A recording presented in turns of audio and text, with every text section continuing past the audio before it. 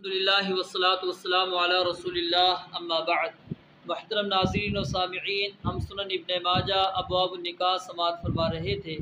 ابواب النکاح کا آج آخری عنوان ہے 63 نمبر عنوان، باب لا يحرم الحرام الحلال، کہ حرام کام سے حلال چیز حرام نہیں ہو جاتی، حرام کام سے حلال چیز حرام نہیں ہوتی۔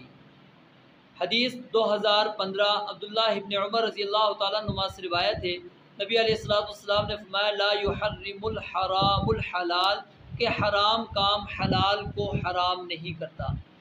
یہ روایت اگرچہ سند کے اعتبار سے ضعیف ہے، لیکن دیگر روایات میں صحیح بات سیدنا عبداللہ بن عباس رضی اللہ تعالیٰ عنہ سے موجود ہے، جس کے اندر آتا ہے کہ ان وقت الحرام لا يحرم، کہ زنا کاری کسی حرام کو حلال نہیں کرے گی۔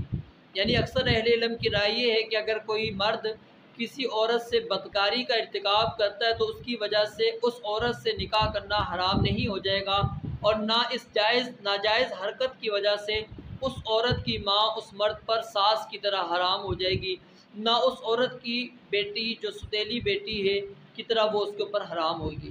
اسی طرح مرد اگر اپنی ساس یا ستیلی بیٹی سے منہ کالا کرتا ہے تو اس کی وجہ سے اس کی بیوی پر حرام نہیں ہوگی اس پر، کیونکہ یہ تعلق شرعاً میاں بیوی کا تعلق نہیں تھا، اس وجہ سے اس کے اوپر میاں بیوی والے احکامات لاگو نہیں ہوں گے، بلکہ اس کے اوپر بدکاری والے احکامات لازم ہوں گے اور وہ بندہ سزا کا مستحق ہوگا۔ یعنی کوئی بھی اگر حلال چیز کو حرام طریقے سے استعمال کرتا ہے، ناجائز طریقے سے استعمال کرتا ہے، اس سے وہ دوسرے رشتے حرام نہیں ہو جاتے۔